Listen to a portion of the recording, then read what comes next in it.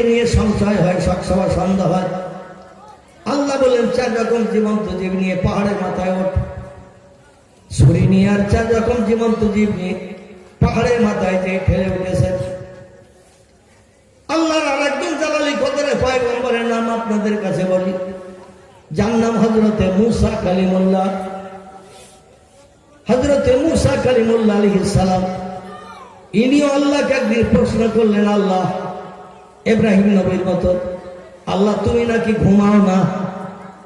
মূসা নবী দেখে বলছে, আল্লাহ তুমি নাকি ঘুমাও না?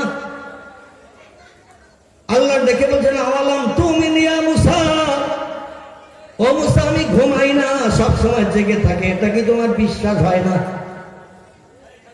মূসা নবী দুশ্চিন্তায় পড়ে গেল, প্রশ্ন শুনেও তো মরেছি। আল্লাহ বলছেন, আমি 24 ঘন্টা জেগে থাকি, আমি ঘুমাই না। এই তথ্য তুমি পেলে কোথায়? বলে, জিবরিল আমিনের কাছ থেকে আমি তথ্য পেয়েছি। জিবরিল বলছেন, আল্লাহ এমন একজন স্রষ্টা, লা তাখুযুহু সিনাতু ওয়ালা নাওম। জোরে বলুন একটু আল্লাহু আকবার। আয়াতুল কুরসির ভিতরে এসেছে, কোরআনের সম্ভবত 3য় পারায়, আল্লাহু লা ইলাহা ইল্লা হুয়াল হাইয়ুল কাইয়্যুম লা তাখুযুহু সিনাতু ওয়ালা নাওম। জোরে বলুন একটু আমিন। আল্লাহ তিনি এমন একজন মালিক, যিনি প্রতিদিন 24 ঘন্টা জেগে থাকে, কোনদিন তিনি ঘুমান না। মূসা নবী প্রশ্ন ছুড়ে দিয়ে বলছে, আল্লাহ তুমি নাকি ঘুমাও না? আমি জিবরিল আমিন মারফত শুনলাম। আল্লাহ বলছেন, আমি যে ঘুমাই না, এটা কি তোর বিশ্বাস হয় না? মূসা নবী চিন্তা ভাবনা করে বলছেন, কলু নাম ইয়া রাব্বি, তুমি ঘুমাও না। ওটা জিবরিল আমিনের মুখে শুনে আমি বিশ্বাস করলাম। জোরে বলুন একটু আমিন। আল্লাহ বলে, বিশ্বাস যখন তোর হয়েছে, তাহলে আমার কাছে আবার প্রশ্ন ছুড়লি কেন? তোর পাহাড়ে কিনারে খেজুর গাছের তলায় দাঁড়িয়ে আমার কাছে তুই প্রশ্ন ছুড়লি কেন? মূসা নবী বলে, আল্লাহ মনের ভিতরে ফুটফুট করে সব সময়, আল্লাহ ঘুমায় না, কি করে ভালো থাকতে পারে? পৃথিবীতে যারা ঘুমায় না তারা তো ম্যাড হয়, পাগল হয়ে যায়। রাত দিন 24 ঘন্টা তাদের ঘুম নাই, এরা অধিকাংশ সব ম্যাড, পাগল। আর তুমি জীবনে কোনোদিন ঘুমাও না, আল্লাহ তুমি কিরকম পাগল, নাউজুবিল্লাহ, তা তো বুঝি না।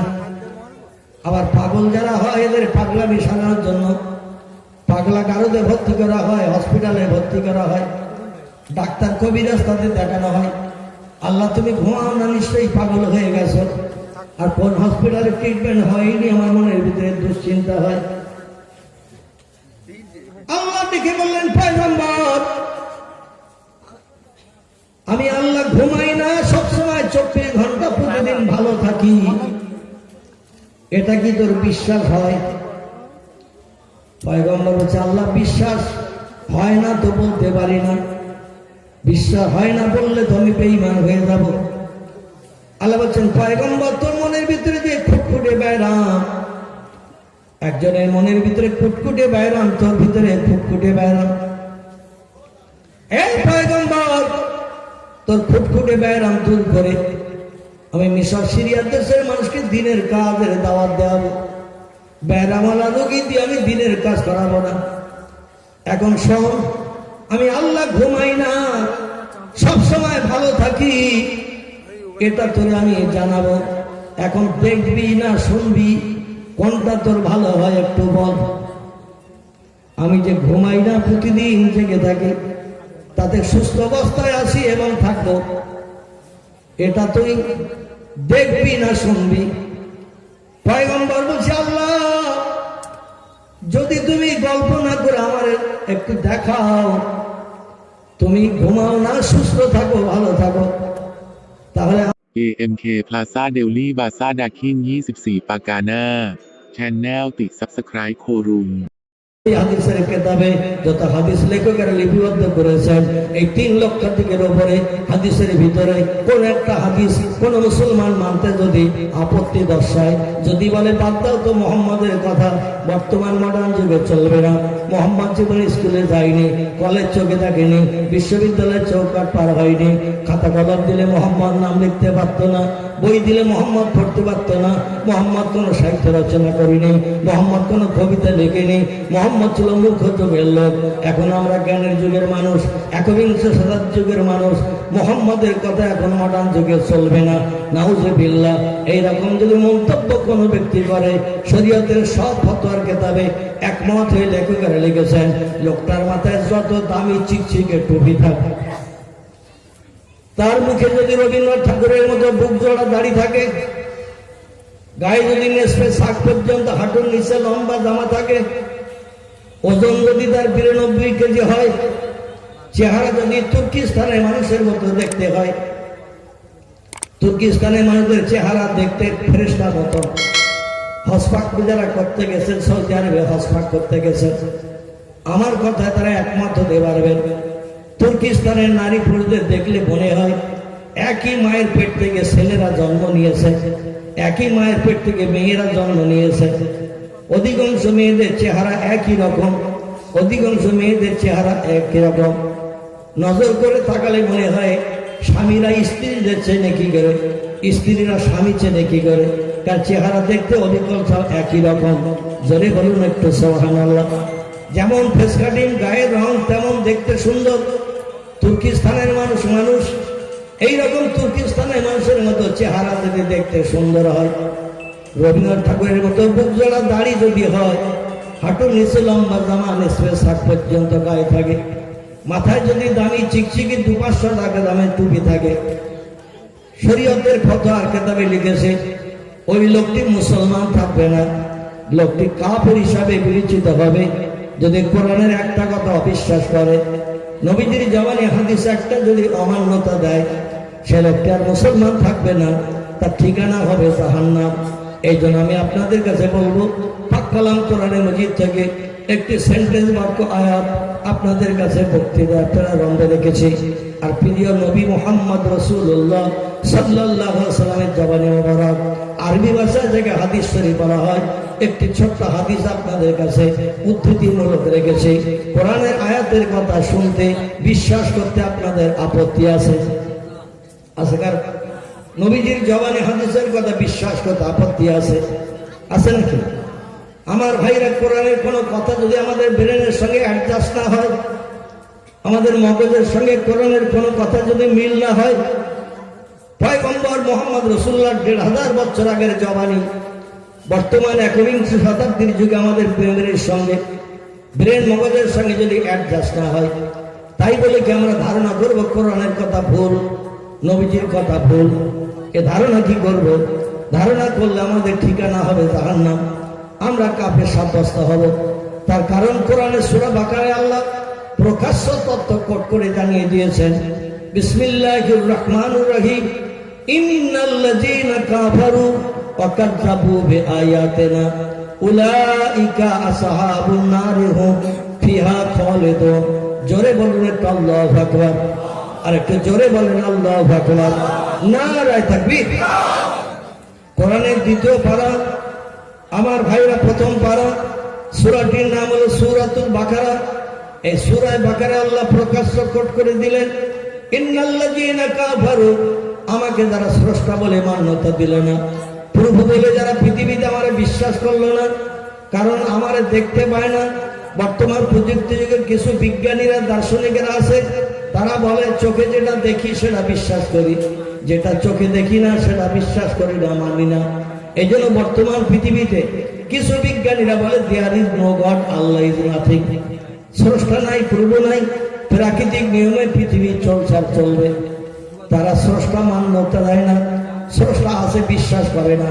আমি আপনাদের কাছে জিজ্ঞাসাবাদ করি, আমরা যারা আজকের এই মজলিসে বসে আছি, কজন মানুষ আল্লাহকে দেখেছেন? একটু হাত তুলে বলেন। আল্লাহকে দেখেছেন?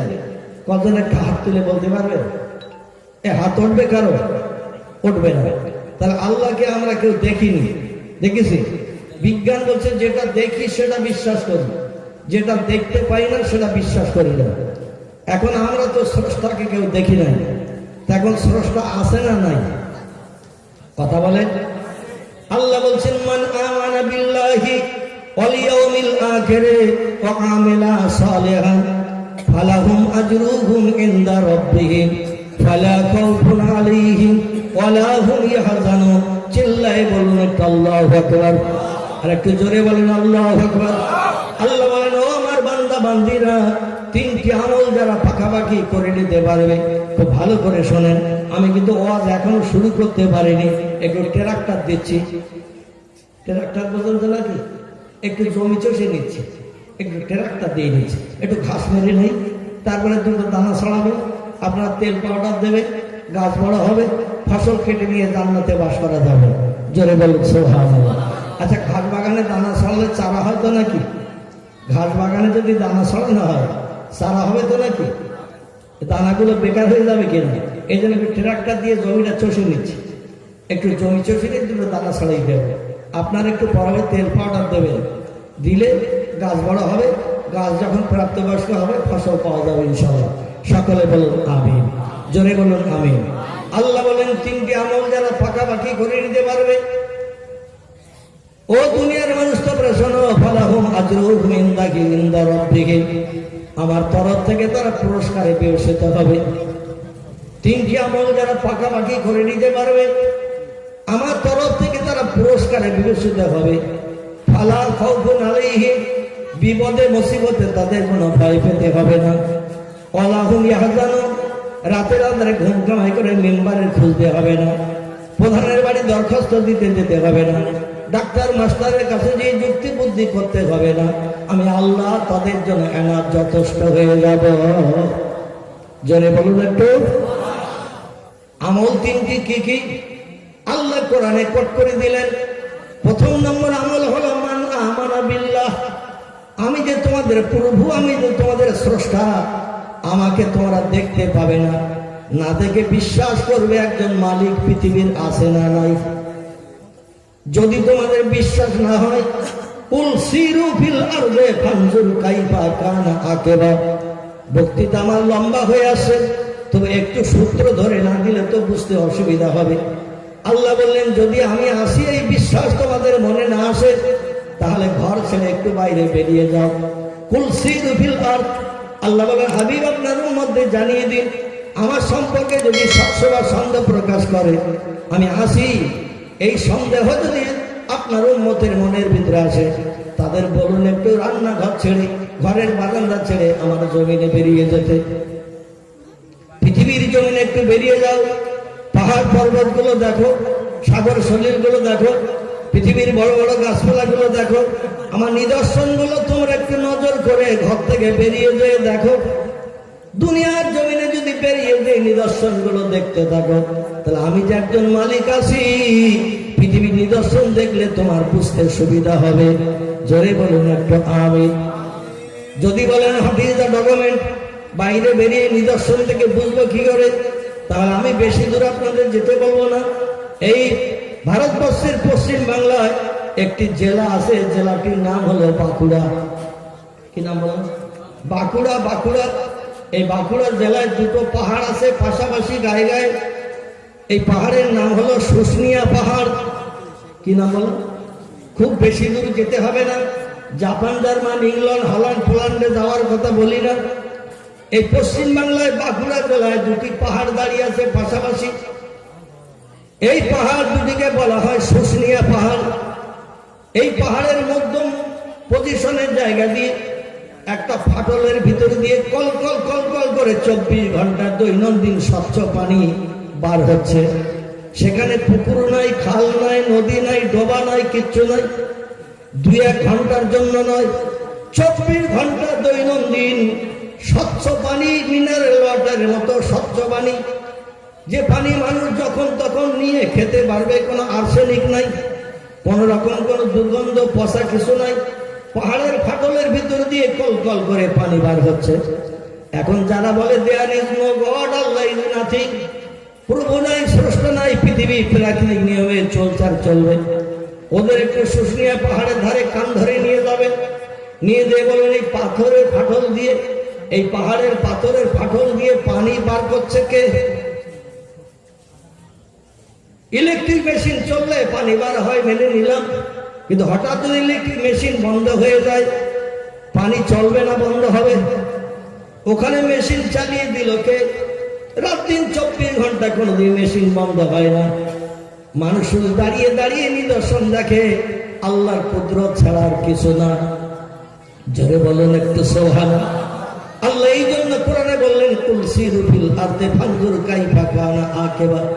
ও আমার হাবিব আপনার উম্মতদের বলুন, আমার সম্পর্কে যদি জানতে বুঝতে চাই, ঘর ছেড়ে বেরিয়ে একটু পৃথিবীর নিদর্শনের দিকে দৃষ্টি নিক্ষেপ করে। দুনিয়ার নিদর্শনের দিকে দৃষ্টি নিক্ষেপ করলে আমি যে একজন মালিক আছি, বান্দাদের জানতে বুঝতে সুবিধা হবে। জোরে বলুন একটু সুবহানাল্লাহ। আল্লাহ বলেন আমারে দেখতে পাবে না, তবে না দেখে বিশ্বাস করবে আমি একজন মালিক আছি। যদি তোমার অবিশ্বাস হয়, এজন্য কিছু নিদর্শন আমি পৃথিবীতে রেখেছি, যেগুলো দেখতে পাও না, তবে মানতে হয়, বিশ্বাস করতে হয় সে জিনিসটা আছে। অতীত কাল থেকে নিয়ে ভবিষ্যৎ কাল পর্যন্ত খুব ভালো করে শোনেন, অতীত কাল থেকে নিয়ে ভবিষ্যৎ কাল পর্যন্ত তা পৃথিবীর মানুষের কাছে একটা প্রশ্ন ছুড়ে দেন, আল্লাহরে চোখে দেখা যায় না তাই বিশ্বাস করি না, এটা যদি বাস্তব হয় তাহলে হাওয়ার রংটা কেমন একটু বলো তো ভাই। ইংরেজিতে উইন্ড বলা হয়, বাংলায় যারে হাওয়া বলা হয় হাওয়া। হাওয়ার রং কেমন? সাদা লাল সবুজ নীল হলুদ না গোলাপি বাদামি? হাওয়ার রং কেমন? হাওয়ার কোন রং আছে? আচ্ছা, হাওয়া কি চোখে দেখতে পাওয়া যায়?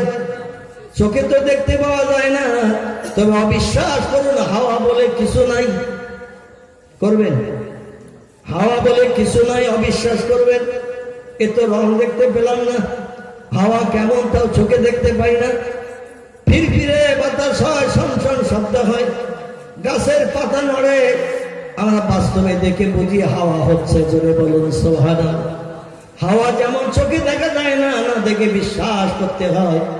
আল্লাহ বলেন আমি একজন মালিক আছি, আমারে দেখতে পাবে না, হাওয়ার মতো আমারে না দেখে বিশ্বাস কর আমি একজন আছি। জোরে বলুন একটু আমিন। গোলাপ ফুল, রজনীগন্ধা, থাবা, গাঁদা, বেল ফুল, জুঁই ফুল, হাজার ধরনের ফুল আছে না ফুল? আচ্ছা, সব ফুলের গন্ধ কি একরকম না আলাদা? কথা বলেন। সমস্ত ফুলের আলাদা আলাদা সুবাস গন্ধ। আচ্ছা, এই ফুলের গন্ধ কেমন যদি জিজ্ঞাসা করা হয়, গোলাপ ফুলের গন্ধ কেমন, বেল ফুলের গন্ধ কেমন, রজনীগন্ধার গন্ধ কেমন, জুঁই ফুলের গন্ধ কেমন, একটু বলুন। কেউ কি তত্ত্ব দিতে পারবে?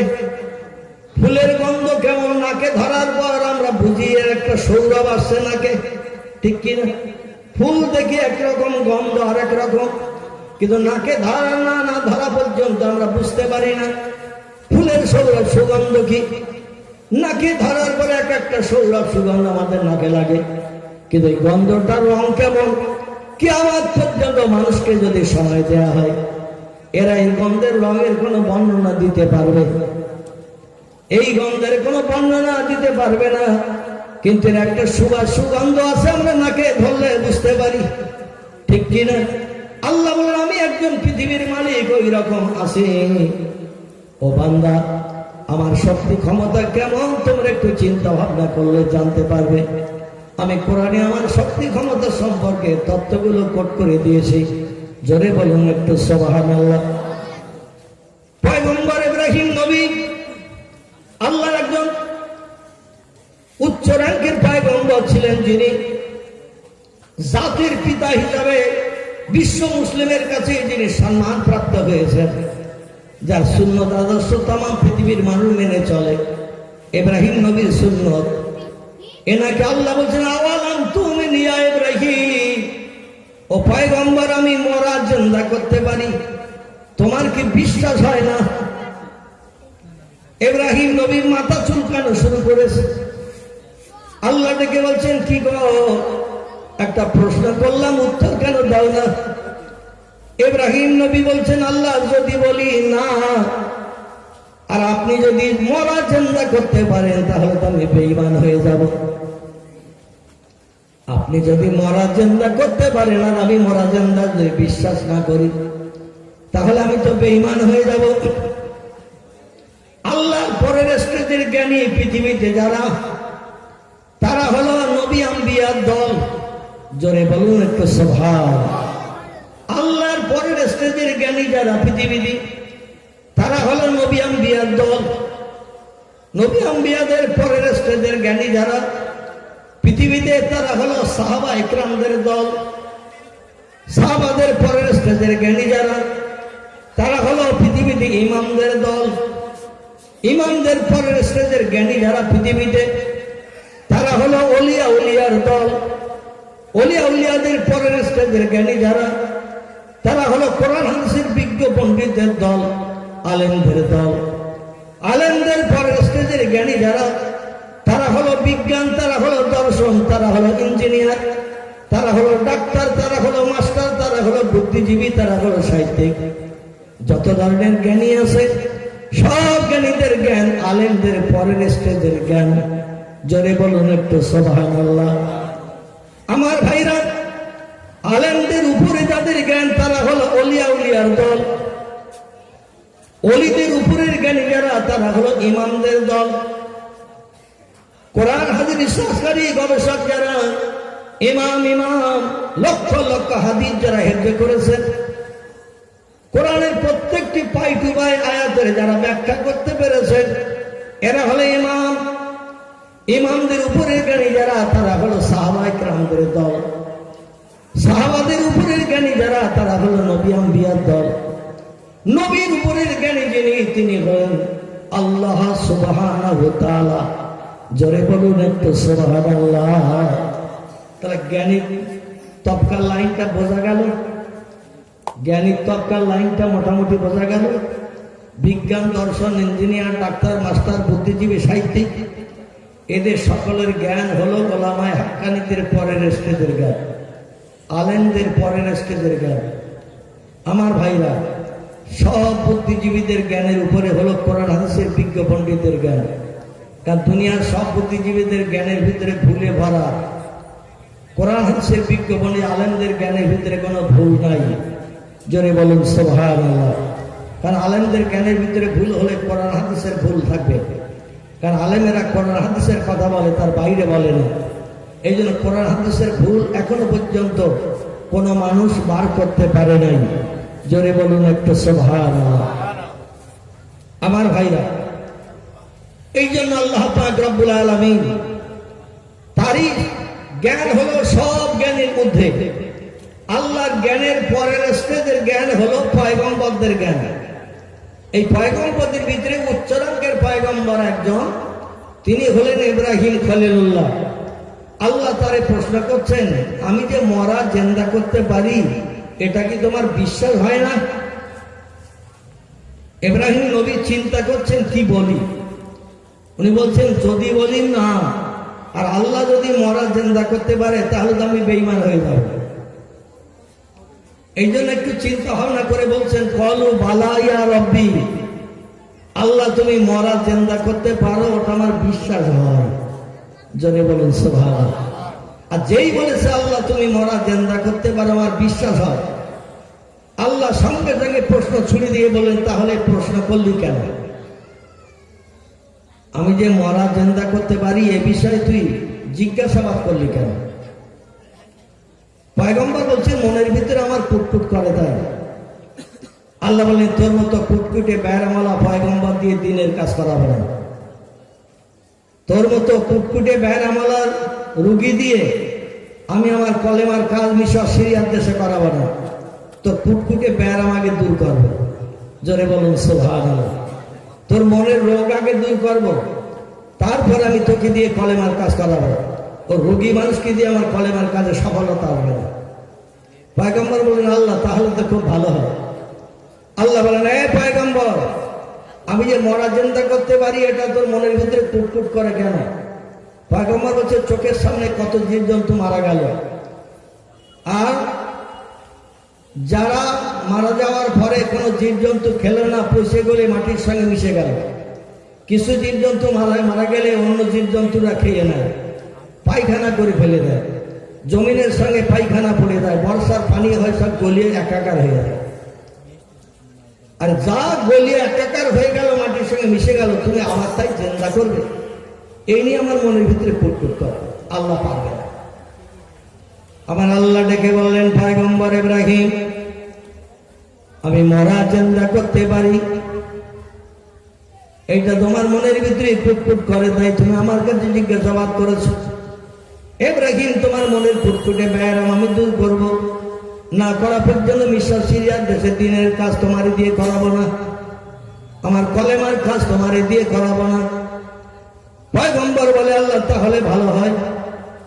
আল্লাহ বলেন, তাহলে যদি ভালো হয় তাহলে আমি মরা কেমন চিন্তা করতে পারি, তুমি দেখবে না শুনবে? আমি যে মরা চিন্তা করতে পারি এটা তুমি দেখবে না শুনবে? আচ্ছা, আমাদের জ্ঞান আর পয়গম্বরের জ্ঞান কি এক?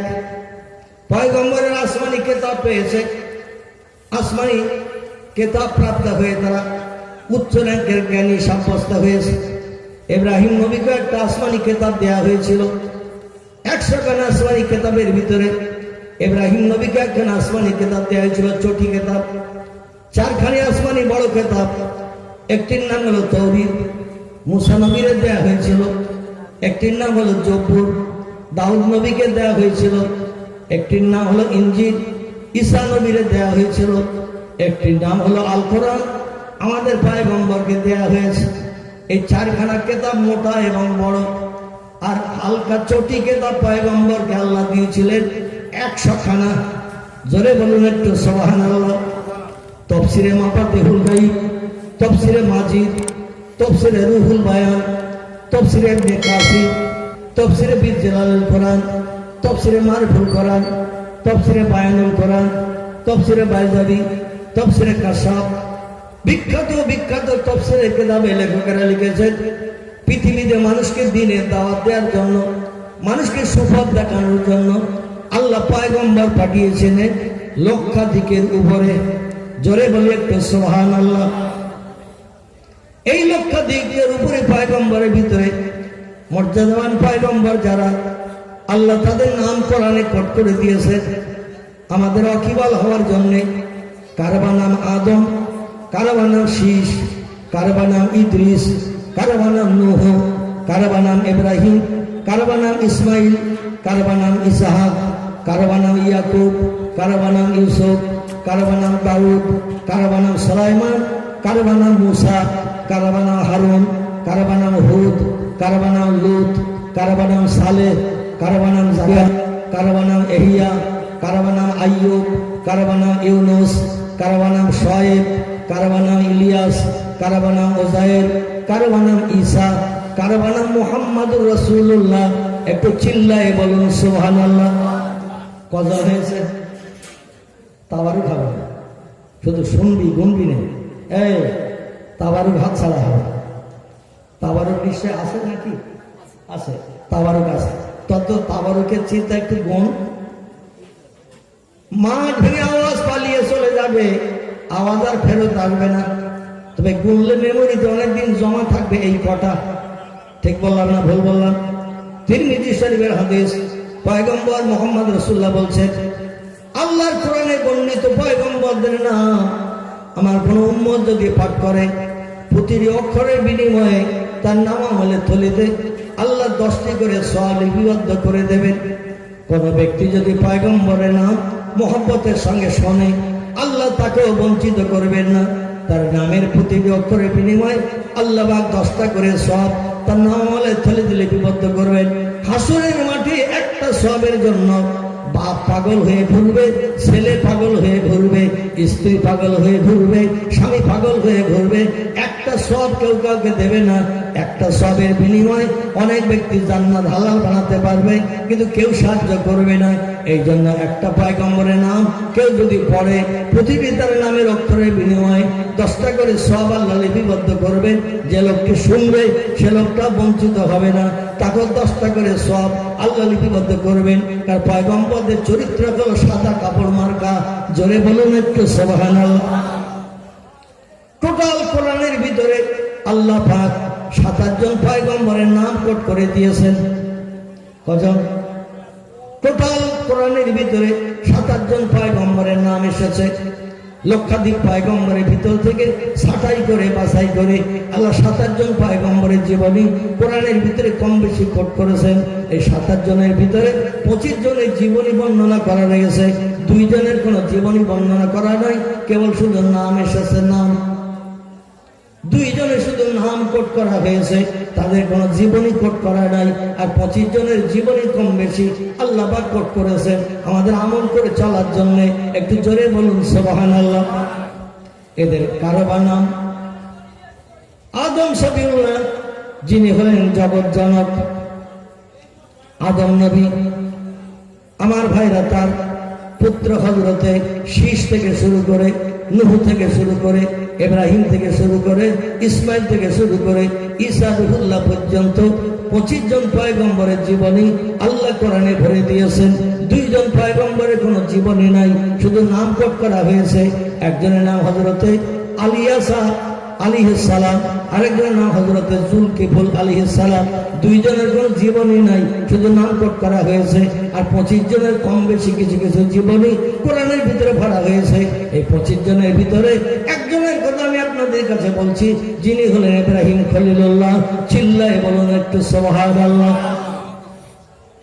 আল্লাহ বলেন, পয়গম্বর, আমি মরা জিন্দা করতে পারি, এই নিয়ে তোমার মনের ভিতরে সংশয় দেখা দিয়েছে, তাই তুমি জিজ্ঞাসাবাদ করছো। এ পয়গম্বর, আমি দেখিয়ে দিয়ে তোমার ফুটফুটে ব্যারাম দূর করে দেব। এখন তুমি দেখবে না শুনবে, কোনটা চাও বলো? পয়গম্বর একটু চিন্তা করে বলেন, আল্লাহ, গল্প শোনার থেকে চোখে দেখা ভালো। ইব্রাহিম নবী বলছেন, আল্লাহ, গল্প শোনার থেকে চোখে দেখা ভালো। গল্প শুনলে যতটা খুশি হওয়া না যায়, তার থেকে চোখে দেখলে আরো বেশি আনন্দ উপভোগ করা যায়। এই জন্য একটু চোখে দেখালে বড় খুশি হয়। আল্লাহ বলে, ইকরিজ বাবাকা ইযহাবিল জাবাল। এ পয়গম্বর, যদি তুমি চোখে দেখতে চাও আমি মরা কেমন জিন্দা করতে পারি, আমার শক্তি পাওয়ার ক্ষমতা কেমন। এ পয়গম্বর, আমার শক্তি ক্ষমতা পাওয়ার লেস হয়ে গেছে না একই রকম আছে, এটা যদি তুমি দেখতে যাও একটু ঘর থেকে বেরিয়ে পড়ো। ইযহাবিল জাবাল, আর সামনের দিকে যে বড় পাহাড় দেখতে পাচ্ছ, ইনফারা সাকা, ওই পাহাড়ের মাথায় একটু ওঠো। আল্লাহ বলেন, একটু পাহাড়ের দিকে রওনা দাও আর পাহাড়ের মাথায় একটু ওঠো। ইব্রাহিম নবী বলছেন, মরা আল্লাহ কেমন জিন্দা করতে পারেন, আমার বাস্তব দেখাবে বলে পাহাড়ি এলাকায় যেতে বলছে। পয়গম্বর ঘর থেকে বেরিয়ে পাহাড় সামনের দিকে লক্ষ্য করে এগিয়ে যাচ্ছেন। ঘর থেকে বেরিয়ে কিছুটা বাদ এগিয়ে যেতে না যেতে আল্লাহ বলেন, কুমিয়া ইব্রাহিম, এ পয়গম্বর একটু দাঁড়াও। আল্লাহ বলছেন, পয়গম্বর একটু দাঁড়াও। পয়গম্বর বলছে, বুঝতে পেরেছি আল্লাহ, তুমি পারবে না, তাই আমার নিষেধ করছো যেতে। জনে বলেন নাউজুবিল্লাহ। তুমি আসলে মরা জিন্দা করতে পারবে না, তাই আমার আবার দাঁড়াতে বলছো, যেতে নিষেধ করছো। আল্লাহ বলে, পয়গম্বর, না না না, তুমি মরা জিন্দা দেখতে চাইছো, তোমারে বাস্তব দেখাবো আমি। আমার শক্তি পাওয়ার ক্ষমতা কেমন তোমারে বাস্তব দেখাবো। এ পয়গম্বর, তবে দেখতে যদি চাও ঘর থেকে যাওয়ার পথে একটা কাজ তোমারে করে যেতে হবে, এই জন্য তোমারে দাঁড়াতে বললাম। ইব্রাহিম নবী বলে, আল্লাহ কি কাজ করতে হবে বলো? আল্লাহ বলে, তোমার ঘর থেকে 4 রকম জীবন্ত জীব ধরে নিয়ে যাও। তোমার ঘর থেকে 4 রকম জীবন্ত জীব ধরে নিয়ে যাও। তাফসীরে মাফাতিহুল গায়ব, তাফসীরে রুহুল বায়ান, তাফসীরে ইবনে কাসিরের ভিতরে লেখকরা লিপিবদ্ধ করেছেন। ইব্রাহিম নবীকে আল্লাহ বললেন, 4 রকম জীবন্ত জীব তুমি ধরে নিয়ে যাও পাহাড়ের মাথায়। ইব্রাহিম বলে, 4 রকম জীবন্ত জীব কি নেব? আল্লাহ বলে, ঘরে যা পাও জীবন্ত জীব তাই নাও।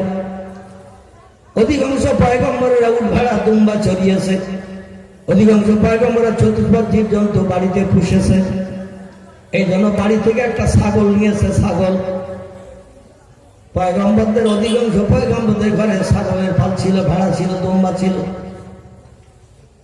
একটা ছাগল নিয়েছেন। ঘরের চালের দিকে লক্ষ্য করে দেখে চড়ুই পাখি বাসার ভিতরে কিচড়ি মিছিল করছে। চড়ুই পাখি, চড়া পাখি বলেন তো নাকি? এই চড়া পাখি ঘরের চালে বাসা করে কিচড়ি মিছিল করছে। পয়গম্বর চড়ুই পাখির বাসা থেকে একটা চড়ুই পাখি ধরে নিয়েছে। আল্লাহ ডেকে বললেন কটা হলো? বলে 2 রকম হয়েছে। আল্লাহ বললেন আরো 2 রকম নাও। পয়গম্বর বলে 2 রকম আর কি নেই? মুরগির ডোবের থেকে একটা মোরগ ধরে নিয়েছে। মোরগের কোটা, মুরগির ডোব, এই ডোবের থেকে একটা মোরগ ধরে নিয়েছে। পয়গম্বর বলে আল্লাহ 3 রকম হয়েছে, আর 1 রকম কি নেই?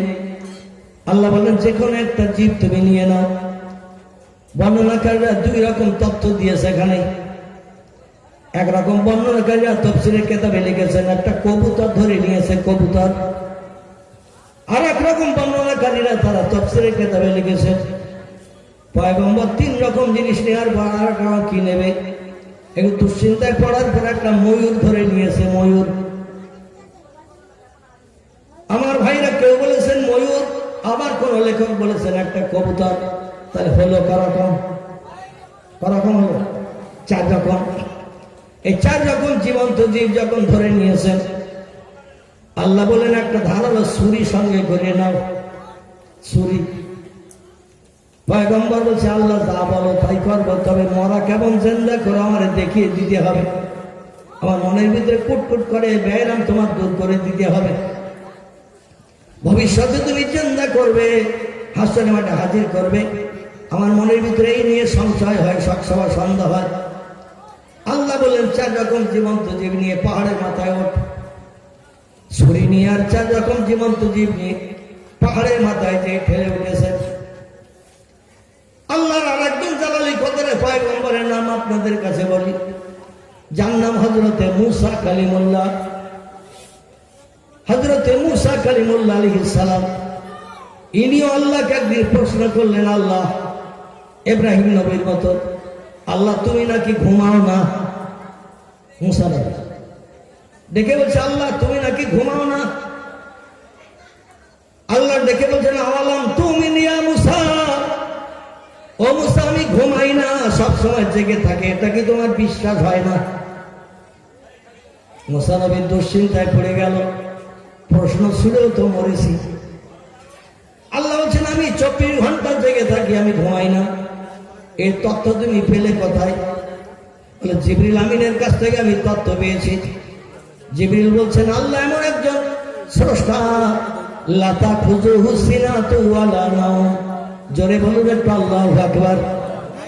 আয়াতুল কুরসির ভিতরে এসেছে, কোরআনের সম্ভবত 3য় পারায়, আল্লাহু লা ইলাহা ইল্লা হুয়াল হাইয়ুল কাইয়্যুম লা তাখুযুহু সিনাতু ওয়ালা নাওম। জোরে বলুন একটু আমিন। আল্লাহ তিনি এমন একজন মালিক যিনি প্রতিদিন 24 ঘন্টা জেগে থাকে, কোনদিন তিনি ঘুমান না। মূসা নবী প্রশ্ন ছুড়ে দিয়ে বলছে আল্লাহ তুমি নাকি ঘুমাও না? আমি জিবরিল আমিন মারফত শুনলাম।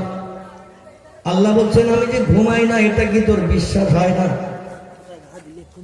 মূসা নবী চিন্তা ভাবনা করে বলছেন কলু নাম ইয়া রাব্বি, তুমি ঘুমাও না। ওটা জিবরিল আমিনের মুখে শুনে আমি বিশ্বাস করলাম। জোরে বলুন একটু আমিন। আল্লাহ বলে বিশ্বাস যখন তোর হয়েছে, তাহলে আমার কাছে আবার প্রশ্ন ছুড়লি কেন? তোর পাহাড়ে কিনারে খেজুর গাছের তলায় দাঁড়িয়ে আমার কাছে তুই প্রশ্ন ছুড়লি কেন? মূসা নবী বলে আল্লাহ মনের ভিতরে ফুটফুট করে সব সময়, আল্লাহ ঘুমায় না, কি করে ভালো থাকতে পারে? পৃথিবীতে যারা ঘুমায় না তারা তো ম্যাড হয়, পাগল হয়ে যায়। রাত দিন 24 ঘন্টা তাদের ঘুম নাই, এরা অধিকাংশ সব ম্যাড, পাগল। আর তুমি জীবনে কোনোদিন ঘুমাও না। আল্লাহ তুমি কিরকম পাগল, নাউজুবিল্লাহ, তা তো বুঝি না। আবার পাগল যারা হয় এদের পাগলামি সারানোর জন্য পাগলা গারদে ভর্তি করা হয়, হসপিটালে ভর্তি করা হয়। ডাক্তার কবিরাজ তাদের দেখানো হয়, আল্লাহ তুমি ঘুমাও না, নিশ্চয়ই পাগল হয়ে গেছো। আর কোন হসপিটালে ট্রিটমেন্ট হয়নি, আমার মনের ভিতরে দুশ্চিন্তা হয়। আল্লাহ দেখে বললেন, পয়গম্বর আমি আল্লাহ ঘুমাই না, সবসময় 24 ঘন্টা প্রতিদিন ভালো থাকি, এটা কি তোর বিশ্বাস হয়? পয়গম্বর বলছে, আল্লাহ বিশ্বাস হয় না তো বলতে পারি না, বিশ্বাস হয় না বললে তো আমি বেঈমান হয়ে যাব। আল্লাহ বলছেন, পয়গম্বর তোর মনের ভিতরে যে খুটখুটে ব্যারাম, একজনের মনের ভিতরে খুটখুটে ব্যারাম, তোর ভিতরে খুটখুটে ব্যারাম। এই পয়গম্বর তোর খুটখুটে ব্যারাম দূর করে আমি মিশর সিরিয়া দেশের মানুষকে দিনের কাজের দাওয়াত দেওয়াবো। ব্যারামালা রোগী দিয়ে আমি দিনের কাজ করাবো না। এখন শোন, আমি আল্লাহ ঘুমাই না, সবসময় ভালো থাকি, এটা তোরে আমি জানাবো। এখন দেখবি না শুনবি, কোনটা তোর ভালো হয় একটু বল। আমি যে ঘুমাই না, প্রতিদিন জেগে থাকি, তাতে সুস্থ অবস্থায় আসি এবং থাকবো, এটা তুই দেখবি না শুনবি? পয়গম্বর বলছে, আল্লাহ যদি তুমি গল্প না করে আমার একটু দেখাও, তুমি ঘুমাও না, সুস্থ থাকো, ভালো থাকো, তাহলে আমি তো বড় খুচরে বাঘ বাঘ হয়ে যেতে পারি। আল্লাহ ডেকে বলেন, পয়গম্বর কোনদিন আমি ঘুমাই না, লাতা খুজুহু সিনাতু ওয়ালা নাওম, আমার কোনদিন ঘুম লাগে না, ইচ্ছা করো কোনদিন আমি ঘুমাই না, তাই বলে আমি তোদের মতো ম্যাট পাগল টাগল হই না। আমি যে সুস্থ অবস্থায় আছি এবং থাকবো, এটা যদি দেখতে চাস ইকরিজ বাবাকা, এ পয়গম্বর ঘর থেকে বেরিয়ে পড়, ইসহাবেলাত জাবাল, ওই যে মরুভূমি পাহাড়ি এলাকা, তোর বাড়ি থেকে বেরিয়ে সামনে যে নির্জন পাহাড়ি এলাকা, ঘর বাড়ি নাই, ওই পাহাড়ি এলাকায় চলে আয়। এখানে আসলে আমি আল্লাহ দেখিয়ে দেব, ঘুমাই না কিন্তু সুস্থ সবল আছি এবং থাকি। জোরে বলুন একটু সুবহানাল্লাহ। দুইজন পয়গম্বরকে পাহাড়ি কিনারে আল্লাহ যেতে বললেন। একজন হলেন ইব্রাহিম নবী, তারে বললেন 4 রকম জীবন্ত জীব নিয়ে পাহাড়ের মাথায় ঠেলে ওঠ। আর একজন পয়গম্বরকে বললেন, আমি ঘুমাই না, সুস্থ ভালো আছি, হসপিটালে যাই না, ডাক্তার কবিরাজ দেখাই না, আমি কেমন সুস্থ ভালো থাকি, তুমি দেখতে চেয়েছো, যখন বাড়ি থেকে বেরিয়ে পড়ো, বেরিয়ে পড়ে একটু পাহাড়ি এলাকায় এসে আসলে আমি দেখিয়ে দেব আমি আল্লাহ কেমন সুস্থ আছি এবং থাকবো। মুসা নবী ঘর থেকে বেরিয়ে পড়েছে আল্লাহর হুকুমের মর্যাদা দিতে। যেই কিছু দূর এগিয়ে গেছে, আল্লাহ বলেন, তুমি ইয়া মুসা ইবনে ইমরান, এ ইমরানের বেটা মুসা, একটু দাঁড়া, আমি সুস্থ আছি, ভালো আছি এবং থাকবো, এইটা দেখার জন্য তুমি যেই বলেছে সেই ঘর থেকে বেরিয়ে পড়েছ, একটু দাঁড়াও দাঁড়াও। মুসা বলে, আল্লাহ আমাকে যেতে বললেন পাহাড়ি এলাকায়, আবার দাঁড়াতে কেন বললেন? আল্লাহ ডেকে বললেন, আমি ভালো আছি, সুস্থ আছি এবং ভবিষ্যতেও ভালো থাকবো, আমার ঘুমানোর দরকার হয় না, আর না ঘুমানোর কারণে ম্যাট পাগল আমি হই না। এটা তুমি যখন দেখতে চেয়েছো মুসা, তোমার দেখাবো, তবে ঘর থেকে আসার সময় একটা কাঁচের গ্লাসে করে 1 গ্লাস পানি নিয়ে এসো। ও মুসা, ঘর থেকে পাহাড়ি এলাকায় আসার সময় একটা কাঁচের গ্লাসে করে 1 গ্লাস পানি নিয়ে এসো। মুসা বলে, এতদিন জানতাম আল্লাহ খায় না, এখন আল্লাহ যখন আমার হাতে পানি চেয়েছে, নিশ্চয়ই পানি বোধহয় খাবে। দেখবেন কোন আপনজনের ঘরে নতুন আত্মীয় স্বজন যখন আসে,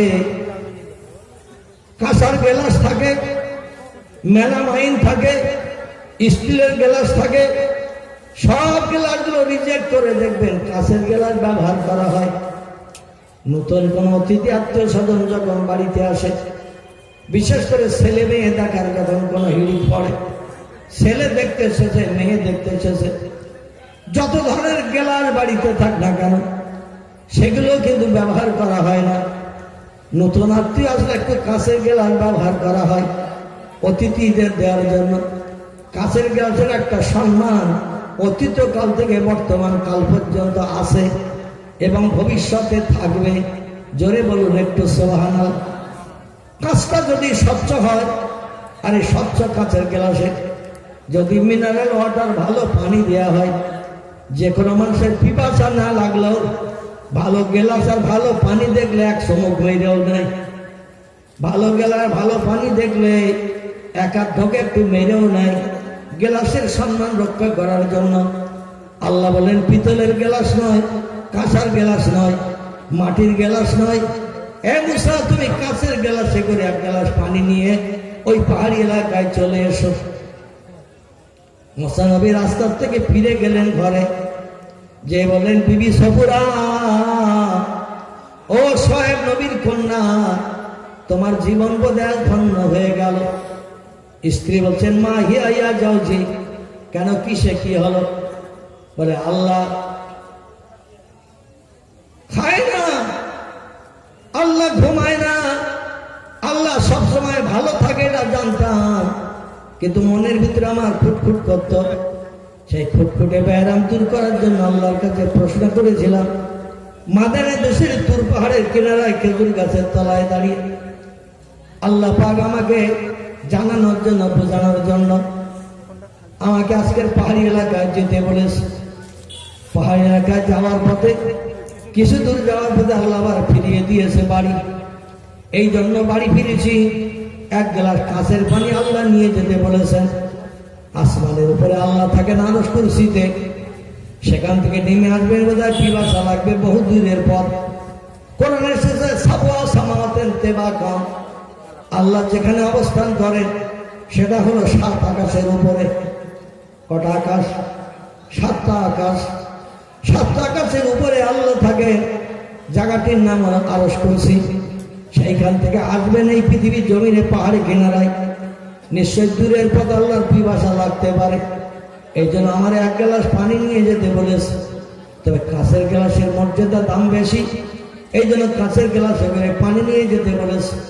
ও বিবি সবুরা, সোহেব নবীর কন্যা, একটু গ্লাস ভালো করে মেজে ঘষে ধুয়ে পরিষ্কার করে এক গ্লাস পানি দাও। আল্লাহ যেন পানি দেখে পছন্দ করেন। এতদিন জানতাম আল্লাহ খায় না, তবে আজকে আল্লাহ পানি নিয়ে যেতে বলেছে যখন, নিশ্চয় আমার হাতের পানি বোধে আল্লাহ একটু খাবে। জোরে বলুন একটু নাউজুবিল্লাহ। মুসা নবীর বিবি হযরত সফুরা, সোহেব নবীর কন্যা, গ্লাসটা ভালো করে মেজে ঘষে পরিষ্কার করে পাহাড়ের ঝর্ণার পানি এক গ্লাস স্বামীর হাতে দিয়ে দিয়েছেন। হযরতে মুসা কালিমুল্লাহ কাঁচের গ্লাসে করে এক গ্লাস পানি বিবির হাত থেকে নিয়ে আবার পাহাড়ি এলাকায় রওনা দিয়েছেন।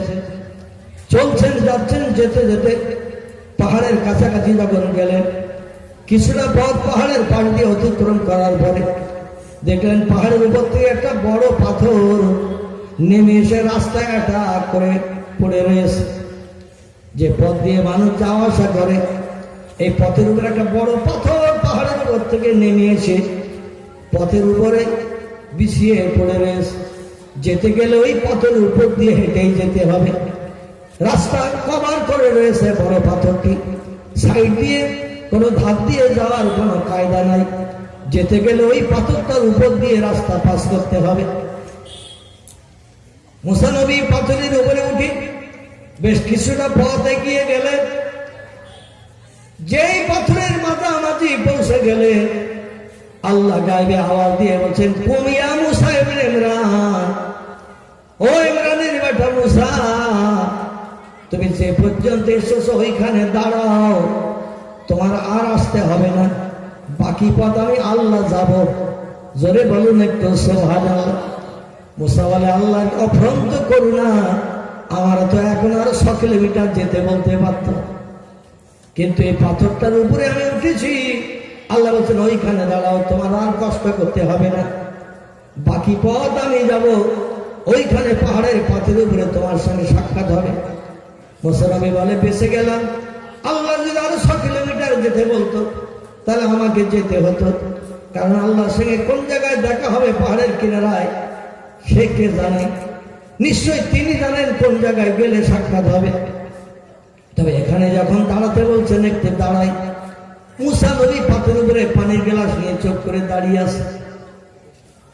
এদিকে ইব্রাহিম নবী চারটি জীবন্ত জীব সঙ্গে করে নিয়ে ধারালো একটা ছুরি নিয়ে পাহাড়ের কিনারায় যে টেনে টেনে ছাগল ধরে আর ময়ূর কিংবা কবুতর, চড়াই পাখি আর বাড়ির মোরগ এগুলো একসঙ্গে ধরে নিয়ে বস্কা করে পাহাড়ের মাথায় যে ঠেলে উঠেছেন।